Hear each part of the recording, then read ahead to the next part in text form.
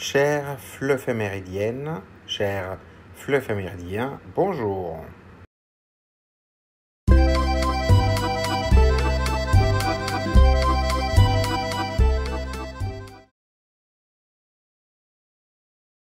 Instaurée par l'ONU en 2008, cette journée rappelle l'importance d'un geste simple mais essentiel, se laver les mains régulièrement. Ce réflexe permet de prévenir la propagation de nombreuses maladies, notamment infectieuses et respiratoires. Il s'agit aussi de promouvoir une culture de l'hygiène au quotidien, à l'école, à la maison et dans les lieux publics, surtout dans les pays où l'accès à l'eau reste limité. Voie F, destination sentier tracé. Attention au départ.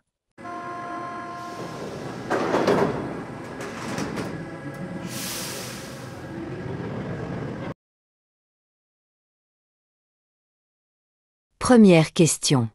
Vous lavez-vous souvent les mains? Utilisez-vous du savon ou du gel?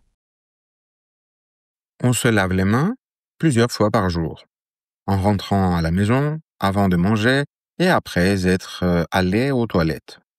Certains préfèrent le savon et l'eau, d'autres utilisent du gel, surtout quand il n'y a pas de lavabo.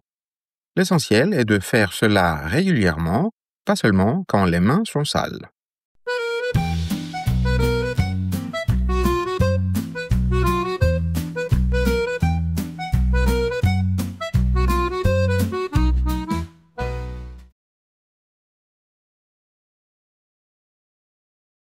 Deuxième question.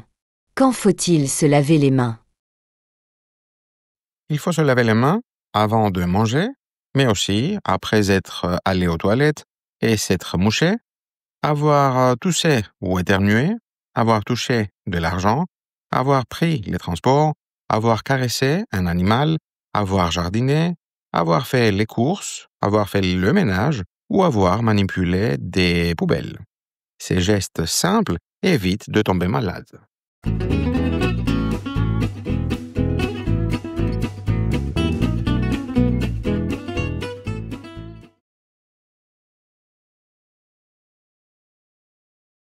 Troisième question.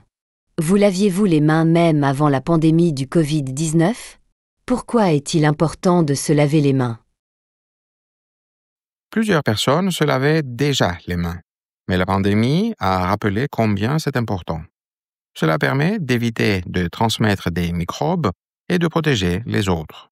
Se laver les mains, c'est donc un petit geste d'hygiène, mais aussi un geste de respect et de solidarité.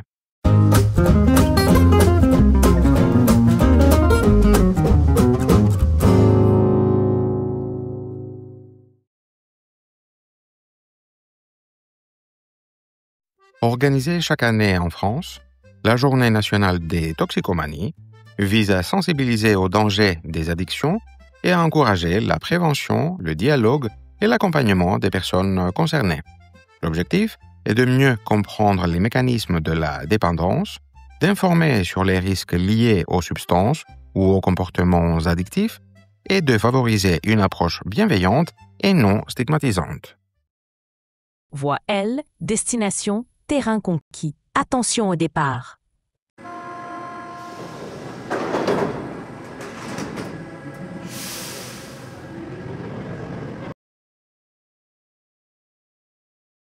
Première question. À votre avis, toutes les drogues devraient-elles être interdites? Certaines drogues, comme l'héroïne ou la cocaïne, sont très dangereuses et provoquent une forte dépendance.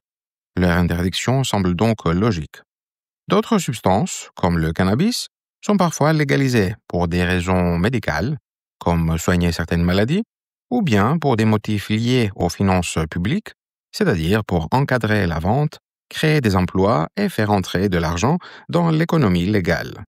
En conclusion, il ne s'agit pas seulement d'interdire, mais aussi d'éduquer et de prévenir, car la répression seule ne règle pas le problème.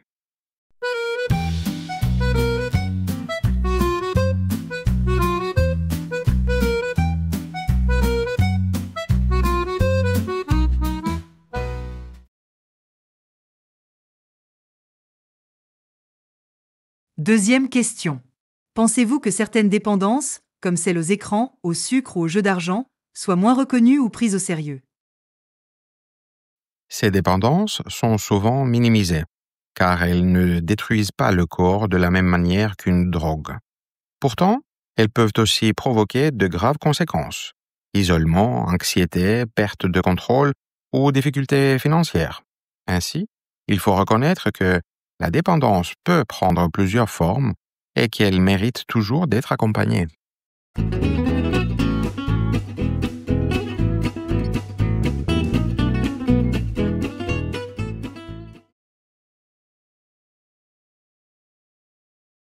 Troisième question. Peut-on vraiment sortir d'une addiction? Comment les proches d'un toxicomane pourraient-ils l'aider? Sortir d'une addiction est possible, mais c'est un long chemin. Il faut du soutien médical, psychologique et surtout beaucoup de patience.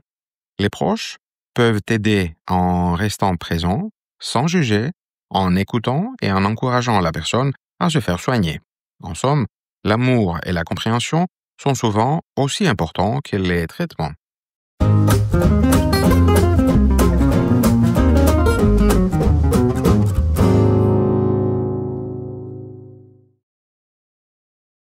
Voie E, destination, sommet atteint. Attention au départ.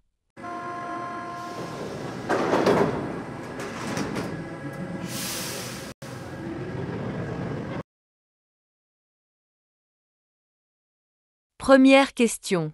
Peut-on vraiment parler de libre arbitre dans une situation de dépendance? La dépendance modifie le cerveau et réduit la capacité à faire des choix rationnels. Au début, la consommation est souvent volontaire, mais ensuite, la personne perd peu à peu le contrôle.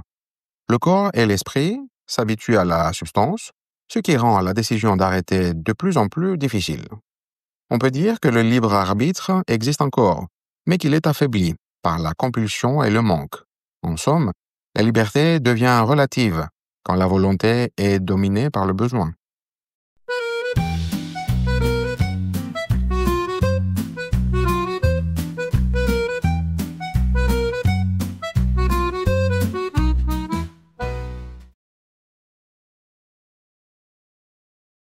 Deuxième question. Comment les médias représentent-ils les toxicomanes? Ces images sont-elles réalistes ou stigmatisantes? Les médias montrent souvent les toxicomanes sous un angle négatif, en insistant sur la misère, la violence ou la marginalité.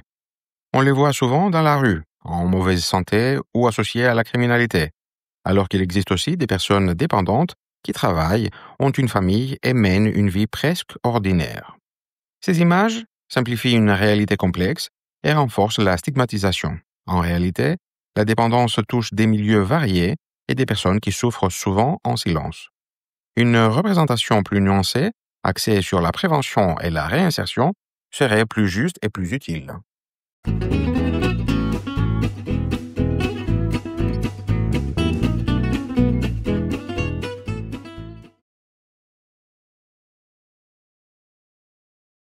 Troisième question. Les campagnes de prévention contre les drogues sont-elles réellement efficaces? Quelles autres stratégies pourraient mieux prévenir la consommation de drogue? Les campagnes de prévention ont souvent un ton moraliste ou alarmiste, ce qui ne convainc pas toujours les jeunes. Elles devraient plutôt encourager le dialogue, expliquer les risques réels et proposer des alternatives positives, comme des activités culturelles, sportives ou artistiques, des projets collectifs, du bénévolat et des sorties en plein air, afin de renforcer le lien social et le bien-être personnel. Une politique efficace associe prévention, accompagnement et éducation, en traitant la dépendance comme un problème de santé publique et non seulement comme une faute morale.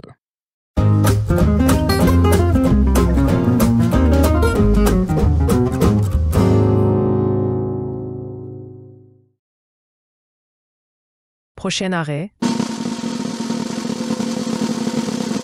Tu me trouves jolie, même si je suis faite de bois. Je me libérerais de mon marionnettiste si je le pouvais. Pour sauter de cette scène et enfin déployer mes ailes. Mais est-ce que je découvrirais que gens là-bas ont des ficelles invisibles.